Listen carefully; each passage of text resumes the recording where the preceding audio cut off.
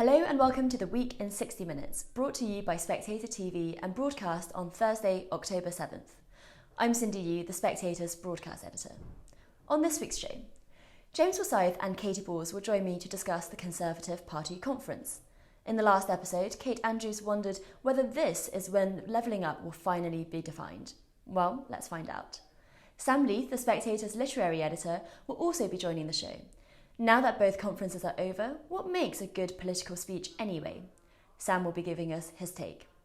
I'll also be speaking to two former police officers, Kevin Hurley and Nusrit Mehtab. Is the police in desperate need of reform, or are there just a few bad apples? And with COP26 coming up, is China holding its climate cooperation as a bargaining chip for Western acquiescence on other political issues? That's what Matt Ridley argues in this week's issue, and I'll be discussing with him, as well as the long-time China watcher Isabel Hilton. And finally, is the study of music being ruined by the culture wars? Ian Pace, head of City University's music department, writes in this week's magazine about how identity politics has dominated even classical music. But before we get going, if you enjoy Spectator TV, you should subscribe to our YouTube channel. Just click the red subscribe button at the bottom of this video and tap the bell icon to make sure you never miss an episode. And why not subscribe to the Spectator magazine too? You can get 10 weeks of the magazine delivered to your door, plus a bottle of Pimm's for just £10. To take up the deal, just go to spectator.co.uk/TV offer. Hurry though, it's only while stocks last. First up, the Conservatives met for party conference this week. Despite the ongoing fuel crisis and labour shortages, the mood in Manchester seemed, well, distinctly different. I'm joined now by political editor James Forsyth and deputy political editor Katie Boris to discuss. James, what was the mood in Manchester like? So I think the Tories were surprisingly upbeat when you consider the various problems that the country is facing at the moment, from supply chain shortages, petrol stations running dry, and the like. And I thought it was almost summed up by Boris Johnson's speech, which was kind of relentlessly upbeat. I think the only admission of any kind of problems to come was when he talked about how the NHS waiting list would get worse before it would get better. But it was almost, what was striking about it was that this is a mid-term conference, but the speech he delivered was almost a kind of campaign rally speech rather than an attempt to kind of lay out the policy prospectus of the government. And I think the mood of the conference was buoyed by the fact this is the first time the kind of Tory tribe has gathered in 2 years because of COVID. And I think that one of the striking things about the conference was how little you would have known about coronavirus if you'd been there. There were very few masks, people were, there wasn't social distancing. And I think the Tory party took the opportunity to basically celebrate the 2019 general election victory and the fact that Brexit has now happened, rather than fretting about the kind of ideological direction of the party, what the increase in national insurance means for the size of a state, and all those kind of sort of more difficult issues. I mean, the party was quite happy to be upbeat, and Boris Johnson was very happy to go along with that. And one of the other striking things about this conference was it really was about him. All the other cabinet ministers spoke in the kind of hall that in years gone past you might have expected a kind of fringe meeting to take place in, whilst he got a kind of jazzy rally-style stage and spoke for much longer than anybody else. So it really was, this is now Boris Johnson's party. Well, Katie, critics have said that, the conference itself and certainly Boris Johnson's speech has been low on policy and details and solutions. Do you think that's a fair criticism, or was it setting the direction that we should be expecting from Boris Johnson at this moment? I mean, it's factually correct in the sense that there wasn't much policy in that speech. I think you can say, well, the spending review is looming, you're going to have the budget, there are various white papers such as on levelling up coming up the track. So we are going to get more announcements soon. But yes, this conference is more about, rallying the base, I think offering some reassurances in terms of concerns about the ideological direction of the party. In Boris Johnson's speech, he invoked Thatcher when talking about that tax rise. So I think there was an effort to say to those critics on the fringes of the conference, yes, some of the things we're doing aren't things that you like or you wouldn't perhaps think a traditional Tory party would do, but think again because, I'm still that person, I'm still led by conservative principles. So I think that was an element of it. In terms of policy, as you say, very thin, but we did get a sense of some of the, developments in this government, such as, for example, on planning, for all the talk of levelling up. it was quite clear from Boris Johnson's speech that when it comes to this radical planning reform that used to be talked up by number 10 aides as the plank of levelling up, it's going to be much more pivoted to the north and the south. And actually, when it comes to what have been known to be NIMBYs, I think they are going to have a victory here with fewer developments in lots of the areas where there had previously been plans to. Well, James, speaking of levelling up, last week you were speaking to Kate Andrews about how this could be the moment we finally find out what it means. Do you think Conservatives or voters are clearer now that the conference has happened what that term means? I think we got a little bit more of a sense about what levelling up means, but I think we still lack kind of metrics by which to measure whether it has succeeded or not. I thought on Katie's point about planning, I thought it was very interesting that there was a conscious effort at this conference to try and sell levelling up to kind of southern Tories by basically saying that'll mean less house building in the south because northerners won't need to come down south to get a job because the economy in the northwest and the northeast is going to be doing so much better. I think that the challenge on levelling up, Boris Johnson likes to say in his speech, we're tackling the problems that no other government's had the guts to tackle. That's not right. Lots of governments have tried to tackle the regional productivity gap in the UK. They just haven't succeeded because it is very difficult. And I think the question is whether this government can succeed in doing this. I think we've got a little bit of a sense of what levers they wanted to pull, but this is not easy. If it was easy, it would have been done before. And Katie, on that direction, the Conservative Party is clearly taking a new direction under Boris Johnson. Was there discomfort from Conservatives to question, what are we, this high-taxing party? Have they got over the fact that this is a new direction that they're going in? Well, I think it goes back to two things, which is, yes, there is discomfort. There's discomfort even in Cabinet over the tax rise. You had 3 ministers only, raise objections during that Cabinet meeting.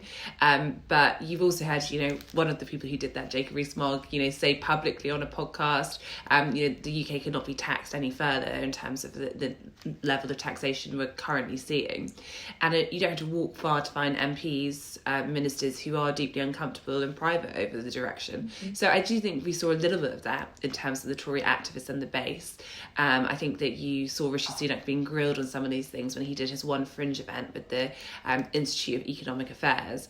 But it goes back to the same point, which is why are ministers still, serving in this government, yet are very unhappy about the national insurance raise?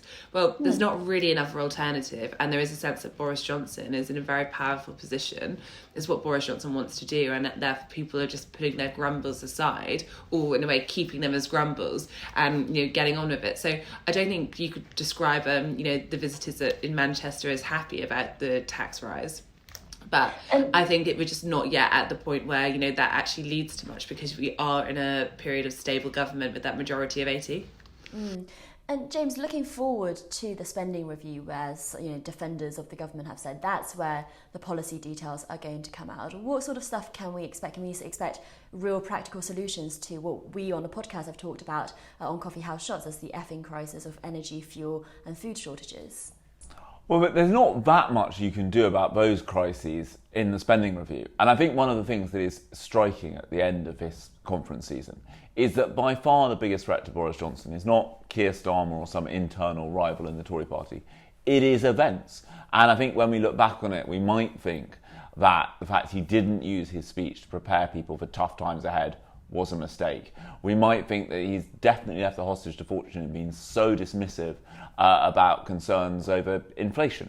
If you look at what is happening with gas prices, it is very hard to see how that doesn't filter through into significantly higher inflation. Add in the labour shortages, and you can see how inflation could be running really quite hot. The Bank of England, which has consistently underestimated how high inflation will go, already thinks it's going to be 4% by the end of the year. One Secretary of State said to me this week that they think it will hit 6% by the end of the year. That is 3 times the target of 2% that the bank is meant to be working towards. And I think that I don't think it's going to be a kind of Keir Starmer attack or Keir Starmer calling Boris Johnson trivial that is going to cause Boris Johnson problems. It is going to be if voters begin to feel their living standards being squeezed by rising prices. In those circumstances, however good the jokes are, it's going to be much more difficult to get people to laugh along. And Katie, let's finish up on Keir Starmer as well, because obviously both party conferences are over now. we've painted quite a happy picture of the mood in the Conservative Party at the moment, despite everything that's going on. Is Labour worried about that? Well, Labour have been behind the Tories in the polls for so long now. I don't think there's a fresh fear. I think that the conference season hasn't particularly changed much in terms of, voting intention. But I still think Keir Starmer ends Labour conference with a few wins. And I think we could start to see that in the leadership, in the sense they did manage to change some of the rules. That means that Keir Starmer, doesn't worry so much about a threat from the left, and also it's harder to deselect MPs, which means MPs might feel more emboldened to take stances.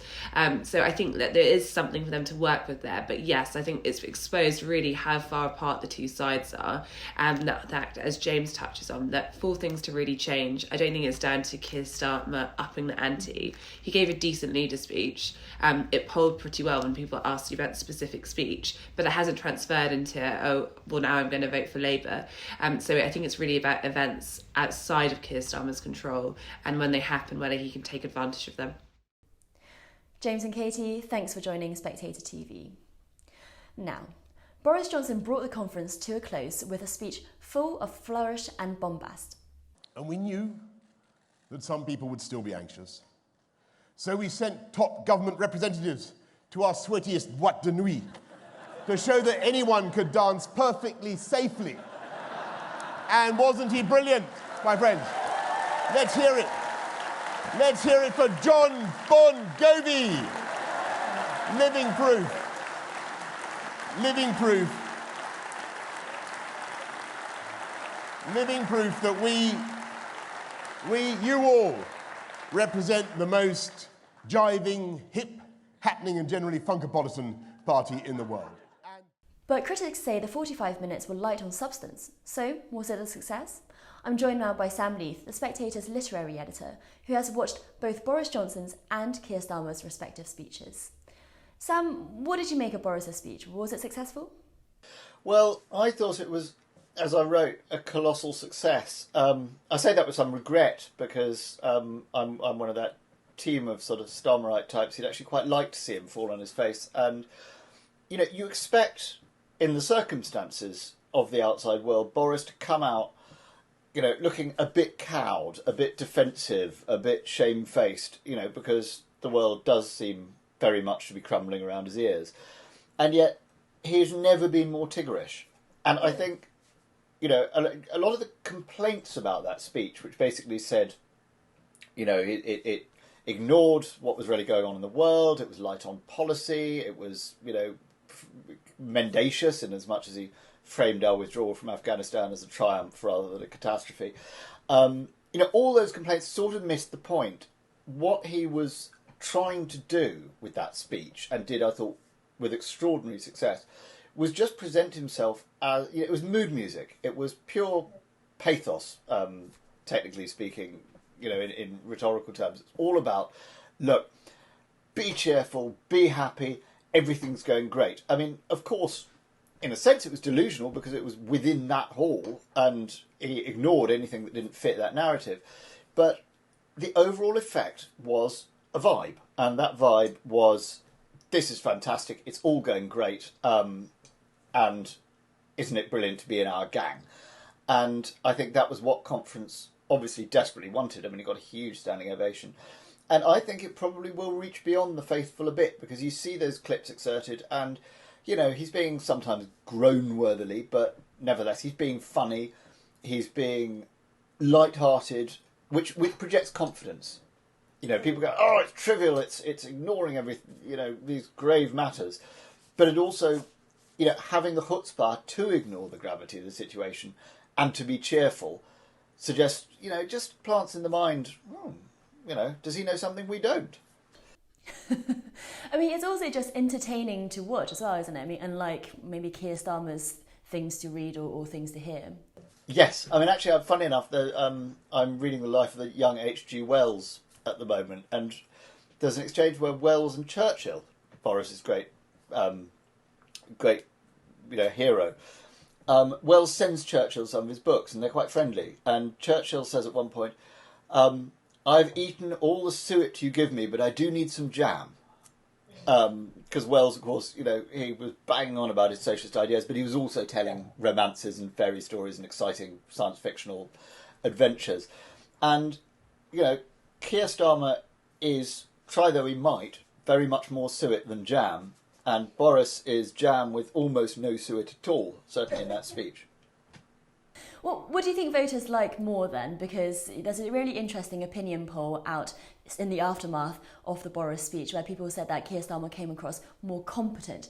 But they might say that, and we also thought Theresa May was more competent. But at the ballot box, do people really care about competency as opposed to, the showmanship? Well, I'd like to think people do care about competence. I mean, I was quite surprised and in a way heartened that that poll came out almost immediately after I wrote a thing saying that Boris's speech was a colossal triumph. The poll came out saying the general public... You're out of touch, Sam. Which made me think, yeah, maybe I got that wrong, and perhaps, the public does want more substance, if you like. I think, overall, though, it is not to be underestimated in politics, which is why Boris has got as far as he has, given that he's done 100 different things that would have entirely sunk, any other politician, is this thing that Aristotle called ethos, how you present yourself, how people read your character and the sense they get of you. And if they think that you're fun and likeable, you will go quite a long way. I mean, of course, competent, dependable and trustworthy are also qualities that a good ethos appeal will project and that Boris often struggles with. But it is, not to be underestimated, the extent to which how people feel about you as a person seems to govern their responses. I'm not a psephologist or a political scientist, so as I say, I was, surprised and pleasantly so in a way that, the electorate does have a limited tolerance for, a speech that doesn't address any of the, major issues. But, so it goes. Yeah, well, in your analysis of Boris's speech, you talk about his use of humour and how, light and subtle it is.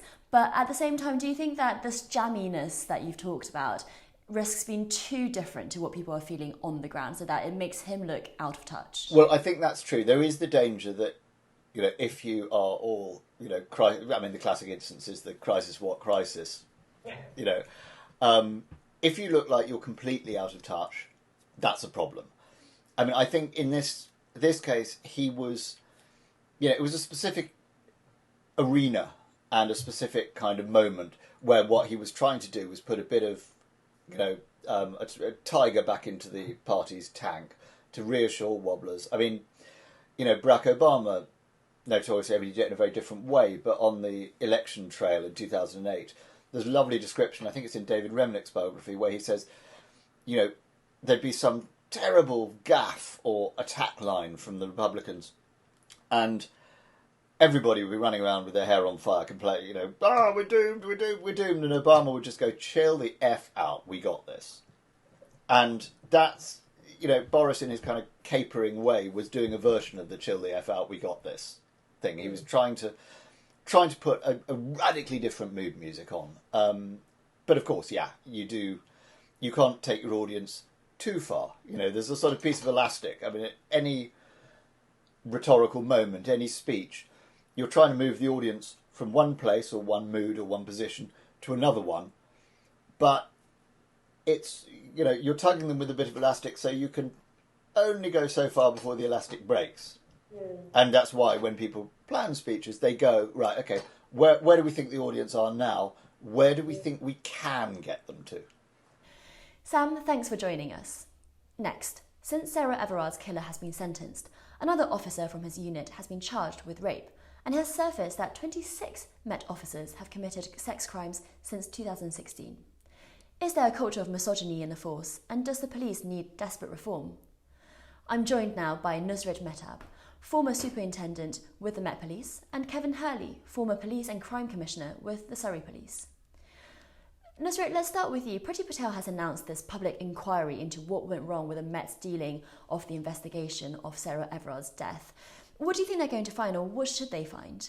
Well, firstly, I actually welcome the fact that the Home Secretary has finally ordered a public inquiry, which would be better than the Commissioner carrying out her own review, marking her own homework. Mm-hmm. really, quite honestly, nothing short of a public inquiry will do, because girls and women and girls deserve better, not only from policing, but from the government. What they will find, well, institutional denial, toxic culture, poor leadership, I think all the way from sergeant to the commissioner. And so I hope that the recommendations of this public inquiry are implemented, and we're yet to find out the remit, the scope and the objectives, even the timeline, and actually who will head this. But I absolutely am delighted that we are going to have a public inquiry. Nusrit, you were a police officer. What did you see in the force that makes you think that this sort of misogyny is institutional? Well, sexism and misogyny have never gone away. They've just been eroded. It's come under a different label. And, you know, it's live and kicking in 2021. Now, it just manifests itself in a different form. It unconsciously influences policing performance. It can be detected in operational decisions on the ground, in selection, in process, and the way the victims are treated, the way the female victims are treated of domestic abuse, sexual abuse. So it's everywhere. It's never gone away. Kevin, would you agree with that from your time in the force? There's some aspects I'd go along with, but I think what I would lead off by saying, in answer to your original question, in some ways, I think a public inquiry is a bad idea, because it will further shatter the already badly damaged morale of the police service that we all rely upon. But I actually think it's a good idea. And the reason why I would say that is this. There are two things that leap out at me from the Sarah Everard murder, from that monster Wayne Couzens, a predator sexual offender who just happened to be a police officer. He could have been anything else, but he would still have probably done that. And that is, had the two incidents of indecent exposure been investigated properly in the first case by Kent years ago, and more promptly by the Met 3 days before that, he would have been arrested and he would have been probably stopped. They were both very easy to solve. And the reason why I say they should have been done is this. In days gone by, when I was a junior detective, we knew full well that a flasher was a precursor towards becoming a serial offender. Mm-hmm. So a proper, skilled, trained detective understood that, would have investigated that as a matter of urgency. And such was the hunger in those days of young, ambitious detectives to make a mark. A crime where there was a registration number and you could identify the suspect, they would have fallen on that, because, to use the police terms, that would have been an easy body to get and show I'm a good investigator. So Nusrit, Kevin is saying that it's not a problem of a misogynistic culture, but a problem of cuts. What do you think about that? Well, Kevin comes up with some really excellent points, and, you know, I concur with some of them. But the fact is that it's the culture. You know, this wasn't an isolated incident. Unfortunately, this wasn't an isolated incident. And 2 days, this weekend, we saw another colleague of Wayne Couzens from the Parliamentary Diplomatic Protection Command being charged with rape. Since 2016, 27 officers have committed sexual offences, including rape, sexual assault, voyeurism, and possessing images of children. 800 allegations of domestic abuse, and 52% of all officers that get charged with sexual misconduct do not lose their job. Mm-hmm. So it's a culture, and absolutely not every police officer is an abuser. As Kevin has said, the detectives that carried out this inquiry were excellent. Their work was absolutely brilliant. But as I said, not all police officers are abusers. What it is the environment that enables and enhances them to flourish, people like Wayne Couzens. So it's the minority of abusers that are protected by the majority in terms of that culture. Why is there no punishment there when people make mistakes like that? And, you know, it's from something that you didn't mention, but the nicknames that are given to these, you know, bad apples. You know, people knew that Wayne Couzens was, you know, a creepy guy, to say the least, that they nicknamed him the rapist. Why is there this culture of protection and no punishment? It's more of a, as I've kind of touched on it, you know, his nickname was the rapist. In fact, he took a prostitute with him to a colleague's anniversary, and allegedly a prostitute turned up at his work to get some money, and he told his colleagues that she was a prostitute. Now, why didn't anybody pick up on that?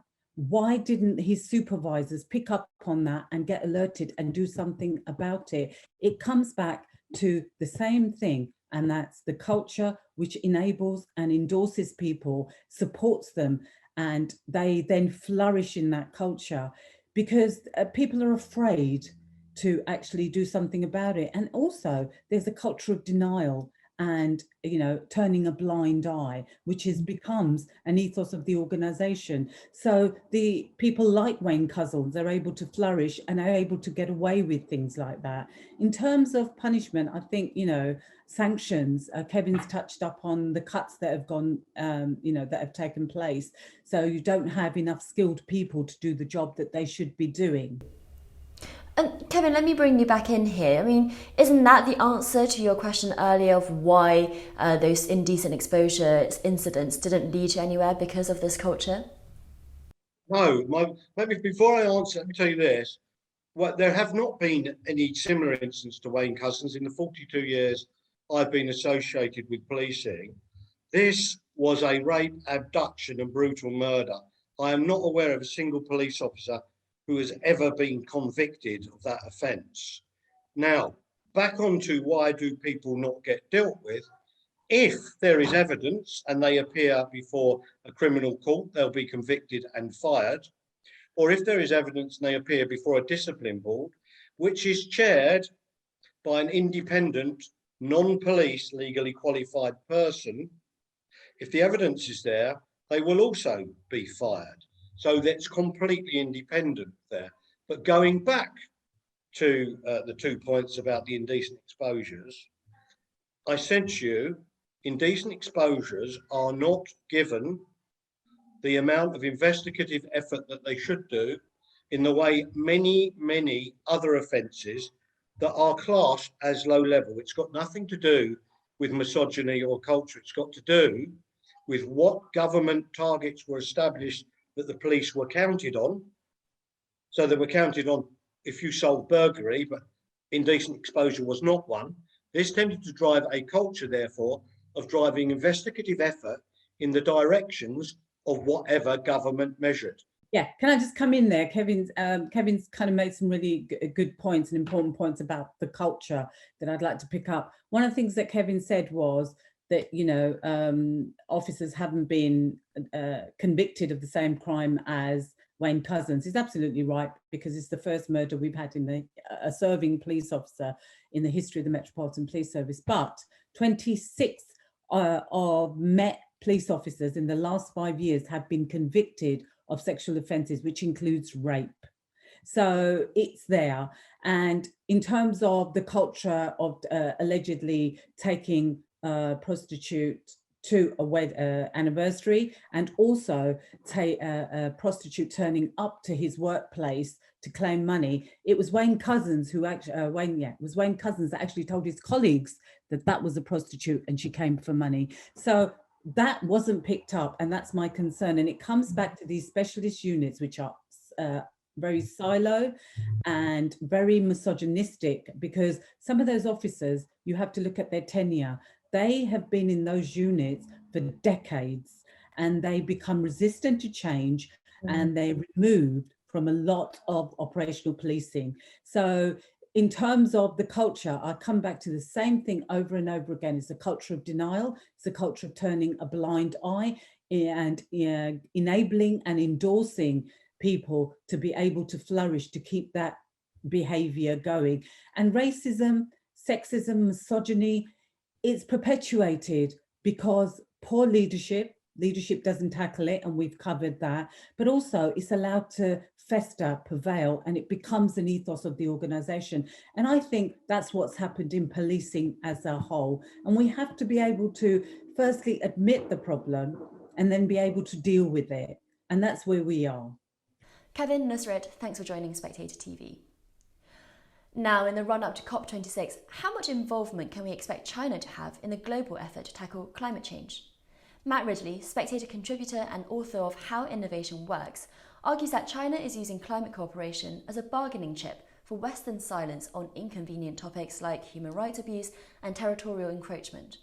He joins Spectator TV now, together with journalist Isabel Hilton, founder of China Dialogue, which scrutinises China's environmental record. So Matt, to start with, why do you think that China is using climate change as a bargaining chip? Well, I think China has made it fairly explicit in recent days and weeks, particularly a comment from the foreign minister, where he said that climate change cannot be separated from the larger People's Republic of China-US relations environment. This has become clear in other statements too. There's a very aggressive editorial in one of the Communist Party newspapers about how actually they quite like Britain at the moment, but America really has to moderate its behaviour if it wants a climate agreement, if it wants cooperation on the climate issue. And it just looks to me as if increasingly China thinks about this issue in terms of what it can extract in the way of better behaviour towards China than the issue itself. Isabel, would you agree with that? Well, not really. I mean, the Global Times is notorious for aggressive statements about almost everyone. And, next week it might be, the UK is horrible and the United States is our close friend. This changes depending on the agenda of the Global Times or its editor, Hu Shijin. As for Wang Yi, the foreign minister, well, fortunately, Wang Yi doesn't do climate negotiations for China. And in fact, the foreign minister in China is not very high up the pecking order. So again, the foreign ministry is intent on displaying wolf warrior diplomacy and being very assertive in its statements about foreign policy. But the real action is going on elsewhere. So the action is going on partly through the working out of the 14th Five-Year Plan, partly through the State Council, and largely through Xie Jianhua, who is the chief climate negotiator who talks directly with John Kerry. And they've met nearly 20 times already. So there clearly is a lot of action going on, which is shielded. They only talk about climate in that negotiation, and that's the one that counts. Well, Matt, let me bring you in on this one, because I know from your writings and your book that you believe in economic growth, and that you believe with greater economic growth, some of these environmental problems can then be tackled, using technology to tackle climate change rather than, maybe abstemiousness or hair shirts and that sort of stuff. If China is still behind America in terms of per capita pollution, isn't that because China is still behind America in terms of per capita GDP? i.e. the Chinese people are still transitioning to a much more middle-class developed living standard. So should they be given a slightly different understanding on their pollution in the same way that, for example, the West went through the Industrial Revolution? Well, what happens when a country industrializes is that at first it uses more energy and then gradually becomes more efficient. Isabel made this point earlier. And we've seen enormous improvements in the West in the amount of emissions you need to produce $1 of GDP or £1 of GDP. And that's because of innovation. It's because of new technologies that enable us to use fossil fuels more efficiently, to switch to lower carbon fossil fuels like natural gas rather than coal, and to use other technologies like nuclear. I'm not at all convinced that renewables are in any way relevant to that transition, because an awful lot of fossil fuels is used in producing them. They're very low energy efficiency in terms of energy return on energy invested. They're extremely unreliable, so you have to have backups to them. If we want to solve this problem, if we want to have a functioning, modern, industrial, wealthy society, without producing any carbon emissions, then we're either going to have to tackle burying carbon in the ground through a carbon capture and storage industry, or we're going to have to get very serious about nuclear fission and fusion in the longer term. I personally think it's that most of the rest is simply a waste of time and playing into the hands of those who really don't care about the environment. They just care about making money. And frankly, filling the North Sea with industrial structures while doing an enormous amount of very dirty mining in China for the materials doesn't feel to me like an environmentally beneficial thing to be doing. Well, but do you think that China's coal-fueled economic growth is something that is, understandable or rather justifiable? Well, clearly, coal is an extremely efficient source of energy. There's no question about that. I come from the northeast of England, where coal mining is built the prosperity of this country. There's no question about that. But the degree to which China is prepared to expand that industry and use it in pretty inefficient ways doesn't seem to me something we should simply ignore and excuse. I don't think anyone is ignoring or excusing China's coal use, to be fair. There are questions around energy security which are being exacerbated by geostrategic tensions, which may explain part of China's continuing expansion of its domestic coal. But, China has promised to peak its emissions, and that will involve closing down a great deal of its coal capacity. It's promised to peak its emissions by 2030 or before, actually, and certainly its net zero target is 2060, not 2060 or after, as Matt said. There are other ways that countries change their energy profile beyond innovation, and one of them is by changing their industrial base, and China has gone through that very heavily emitting, construction of infrastructure, all that heavy industrial development, which countries tend to go through in the rapid sort of catch-up phase. And then they transition to higher value technologies. They stop doing so much, heavy, dirty stuff.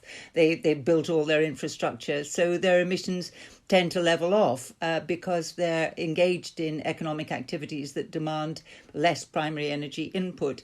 The other thing that we did, of course, was we outsourced our emissions in a very large degree to China by outsourcing manufacturing to a low-wage economy in China, and almost all Western countries did this, which impacted their own emissions profile, but of course did make China's go the other way.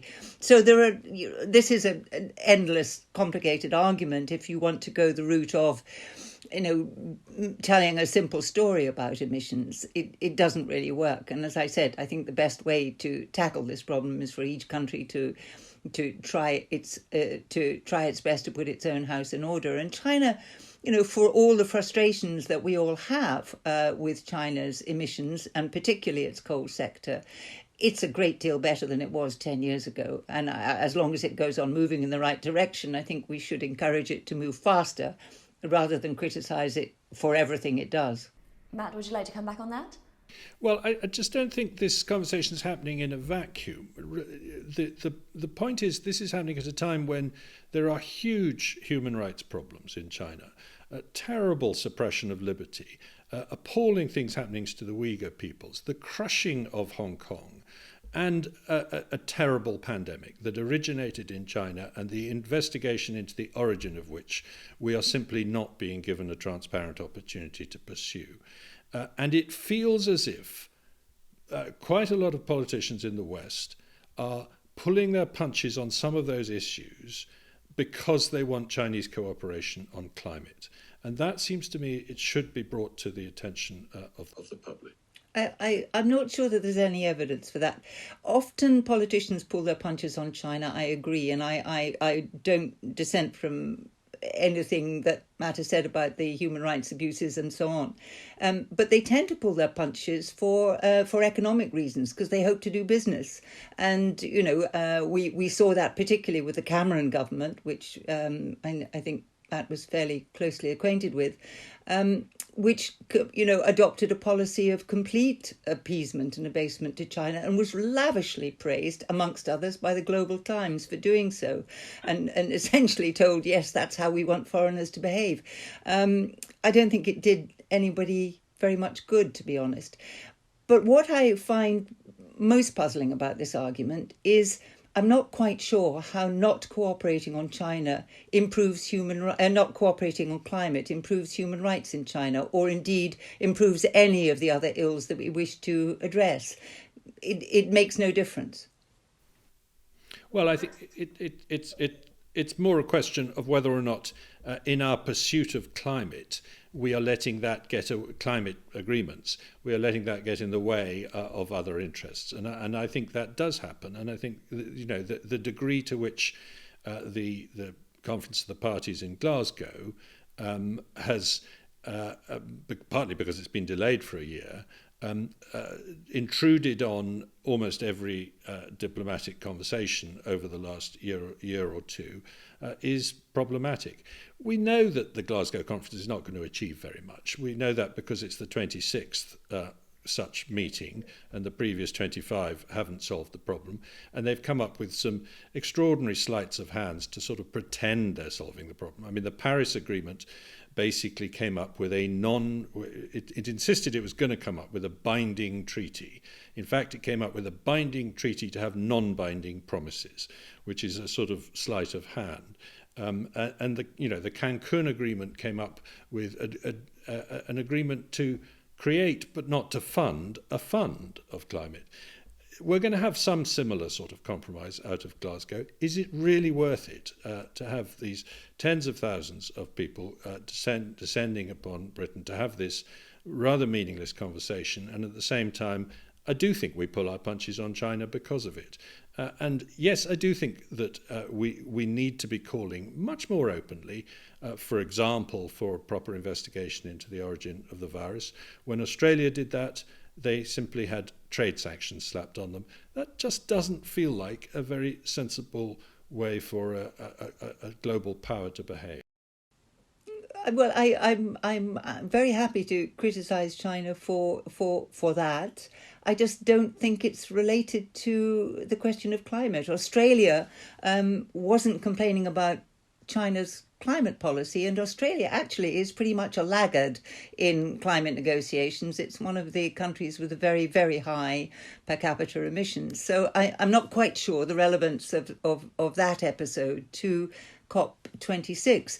And the idea that the conferences and the whole UNFCCC process hasn't achieved anything is frankly extremely questionable. I mean, look at the counterfactual. Where would we be without it? Our emissions would be much higher. We would not be innovating. We would not be attempting an energy transition without this whole process. It's a very long and complicated business to upend the world's energy sources, and the great many people, of course, have vested interests in the existing energy sources and the traditional high-emitting carbon sectors, and they obfuscate and they resist and they cause a great deal of difficulty to those who are trying to find a way through. But that doesn't mean that no progress is made. I mean, we have made enormous progress, both in our scientific understanding of the human impacts on climate and in the many ways that we can tackle it. And many countries have reduced their carbon footprint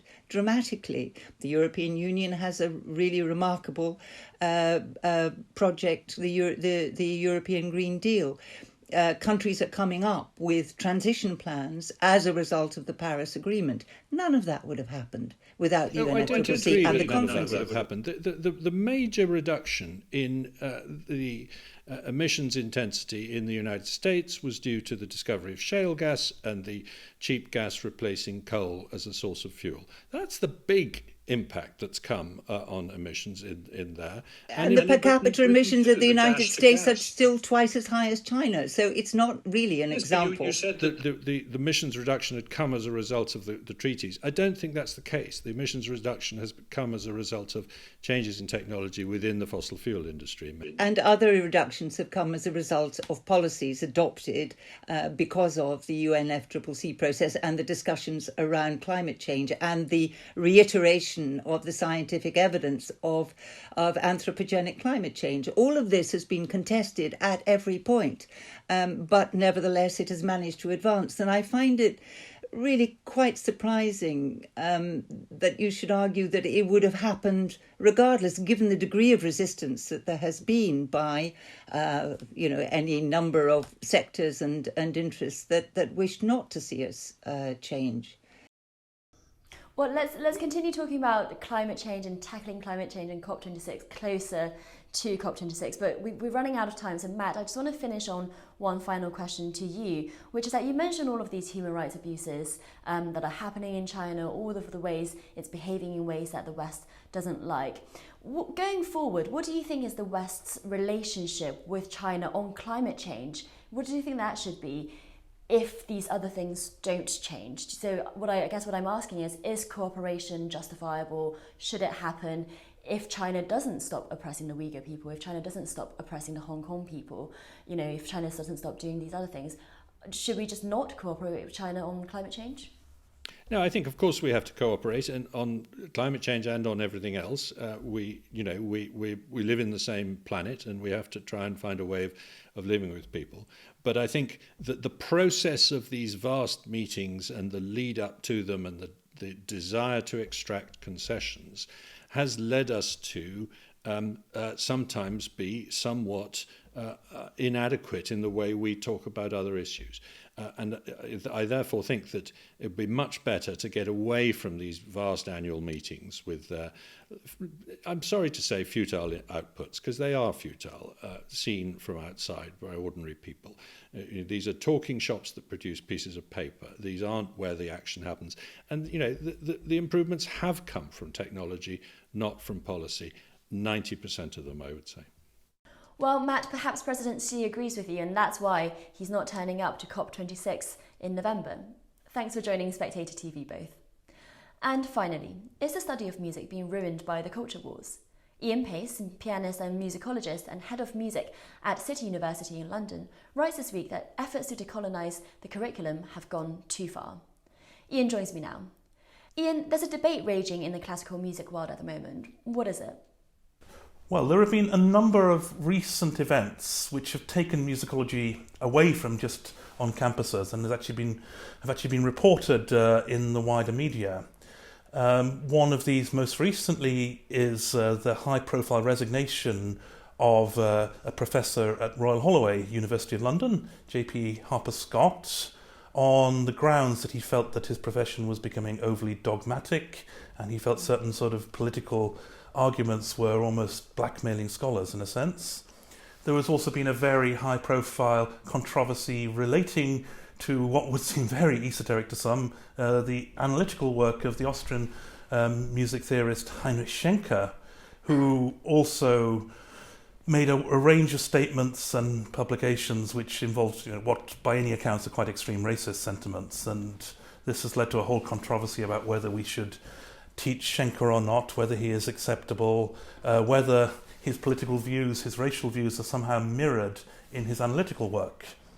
And there have been other things, particularly in the United States, where some have been arguing against what would be seen as tried and tested and long-established scholarly methods for ascertaining truth and veracity, making sure one is scrupulous with sources, uses strong arguments, avoids logical fallacies, does one's homework, with some saying that instead scholarship should be judged on its ability to do good, its ability to sort of contribute to social justice, everything like this, which I would say is a heavy politicisation of scholarship and is very dangerous in its own way.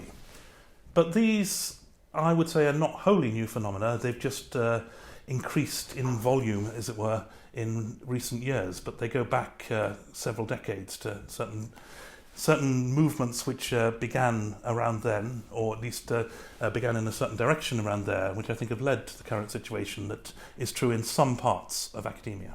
Well, certainly the debate over art and artists, and I remember, Wagner obviously had some unsavoury views to say the least, but, people enjoy his music. Do you think that it's now coming to a point at which people are now thinking more about the person and their views rather than the music that they create that the balance has shifted in that way?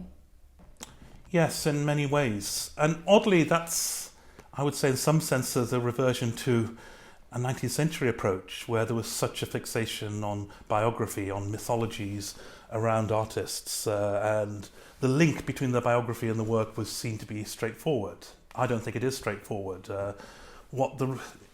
There are people who were,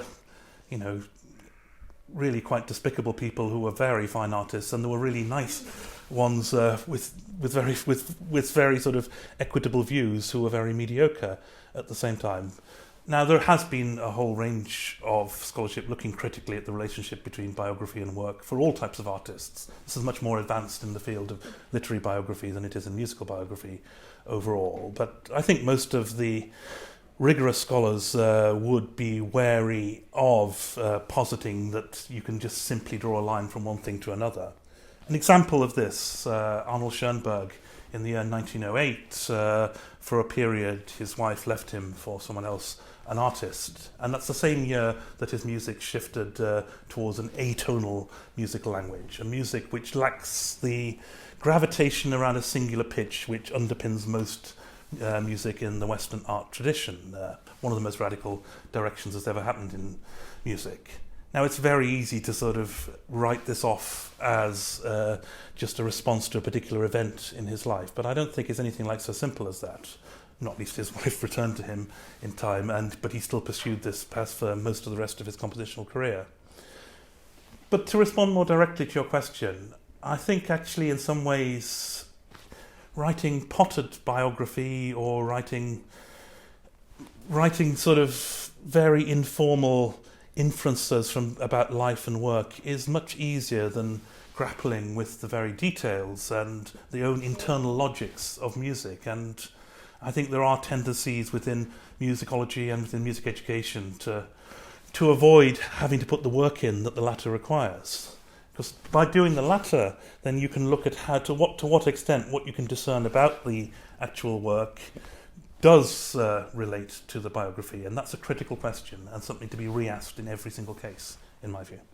And Ian, it's not just the political views that we're talking about, isn't it? It's also the identities of the composers. We might be able to make quite a fair critique that in the West we study a lot about white male composers and not much about people from the rest of the world or other ethnicities and other financial backgrounds perhaps. Do you think there's something in that we need to diversify and consider social backgrounds when we're learning about music as well? Well, I certainly think we should be thinking about social backgrounds and the social milieu in which music operated at all times. So how that relates to the actual music, again, I think is a complex and critical question. There's no doubt that the whole history of Western classical music is dominated by white men. I mean, one can argue that before the 20th century, the number of people who would now be classified outside of Caucasian groups was relatively small, so it's not surprising that you would see a white domination. But the male domination is a wholly different matter. Again, that reflects many other aspects of history, and that's probably true of many other musical traditions in the world. There are extraordinarily important musical traditions coming from China, coming from India, coming from Indonesia, from various places in the Arab world, from various parts of Africa.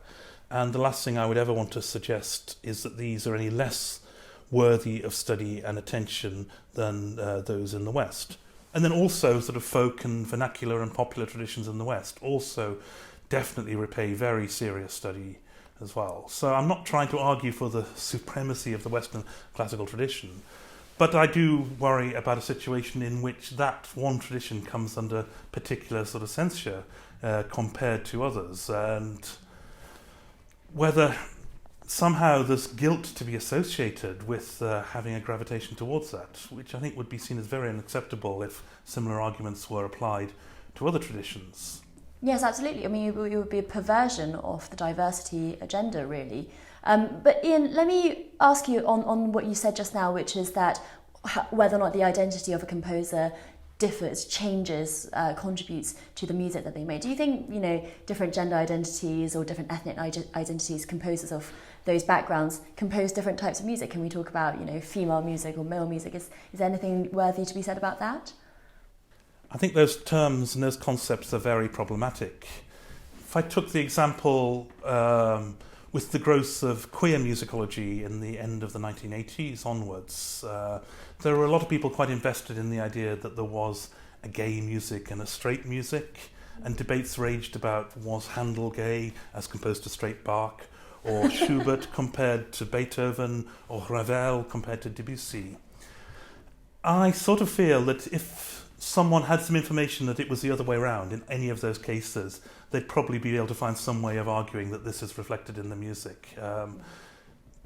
I'm not ruling out there could be some sort of essential identity to what gay composers write, so much as you never find unity amongst an extraordinarily diverse range of figures, but I don't think we're in any position to be able to assert it yet.